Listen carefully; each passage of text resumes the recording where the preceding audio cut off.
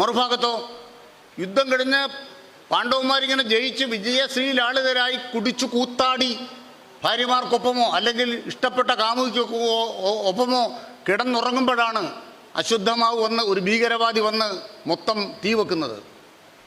ഭീകരവാദം ആദ്യം പാകിസ്ഥാനിലുണ്ടായതല്ല, ഭീകരവാദം മുസ്ലിം കണ്ടുപിടിച്ചതല്ല. നമ്മുടെ ഇന്ത്യ ചരിത്രത്തിലെ ആദ്യത്തെ അല്ലെങ്കിൽ ഇന്ത്യയിലെ ഇതിഹാസത്തിലെ ആദ്യത്തെ ഭീകരവാദം അശുദ്ധമാവാണ്. ഇതെല്ലാം പഴയ കാലത്തുണ്ട്. അതുകൊണ്ട് തന്നെ ഇതിന് ഒരു ഭാഗത്തൊരു മതത്തിൻ്റെ നിറം ചാർത്തി ഒരു കൂട്ടരെ പുറത്താക്കുക എന്ന കാഴ്ചപ്പാടോടുകൂടി യുദ്ധോത്സുകത വരുന്നു. ആ യുദ്ധോത്സുകതയാണ് ഇവിടെ ഒരു പ്രത്യേകത കാണണം. ഏതാണ്ട് 2 കൊല്ലത്തിലേറെയായി ഇസ്രയേലിനകത്ത് ദിവസേന എന്ന വണ്ണം യുദ്ധം നടക്കുകയും ഇസ്രയേൽ പലസ്തീനെ അധിനിവേശം നടത്തി 50,000-ത്തിലേറെ പേർ മരിച്ചിരിക്കുന്നു. ലക്ഷക്കണക്കിന് ആളുകളെ അടിച്ചോടിച്ചിരിക്കുന്നു.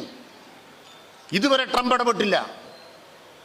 അമേരിക്കയുടെ പ്രസിഡന്റ് ട്രംപ് ഇടപെട്ടുകൊണ്ട് യുദ്ധം ഇല്ലാതായി എന്നും അടുത്ത നോബൽ സമ്മാനം ട്രംപിന് കൊടുക്കാൻ പോവുകയാണെന്നും പറയുമ്പോൾ എന്തുകൊണ്ട് ഇസ്രയേൽ യുദ്ധം നിർത്തണം, ഇസ്രയേൽ പലസ്തീൻ്റെ മേലെ കടന്നാക്രമണം നിർത്തണമെന്ന് പറയുന്നില്ല?